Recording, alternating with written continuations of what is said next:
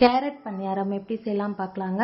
ஒரு கடாயில் எண்ணெய் ஊற்றிட்டு கடுகு, சீரகம், கடலைப்பருப்பு, உளுத்தம்பருப்பு, முந்திரி, 2 பச்சை மிளகா, கருவேப்பிலை சேர்த்துட்டு நல்லா பொரிஞ்சதும் நம்ம வெங்காயம் சேர்த்துக்கலாம். 2 மீடியம் சைஸ் வெங்காயம் சேர்த்துருக்கேன். மாவுக்கு தகுந்த மாதிரி வெங்காயம் சேர்த்துக்கோங்க.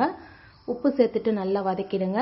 வெங்காயம் வதங்கின பிறகு நம்ம கேரட் 2 கேரட் திருகி வச்சுருக்கேன் பொடியாக. அந்த கேரட்டை சேர்த்துட்டு நல்லா வதக்கிடுங்க. கொத்தமல்லி தூவிட்டு ஸ்டவ் ஆஃப் பண்ணிவிடுங்க. இப்போ மாவு நல்லா புளிச்ச மாவாக எடுத்துக்கோங்க. சோடா மாவு, உப்பு சேர்த்துட்டு நல்லா தண்ணி ஊற்றிட்டு நல்லா கலந்து விட்டுட்டு அப்புறம் நம்ம கேரட்டு மசாலா ரெடி பண்ணி வச்சுருக்கோம்ல, அதுவும் மாவில் கலந்துட்டு நல்லா கலக்கி விட்டுக்கோங்க. இப்போ குழி பணியாரம் கல்லை வச்சுட்டு நம்ம சின்ன கரண்டியாக எடுத்து பார்த்து ஊற்றிக்கோங்க. இப்போ மூடி போட்டு நல்லா கொஞ்சம் வேகட்டும். அப்புறம் மூடி திறந்து நல்லா திருப்பி போட்டு திருப்பியும் 5 நிமிஷம் நல்லா ஸ்லோலியே நல்லா வேகட்டும். சூப்பரான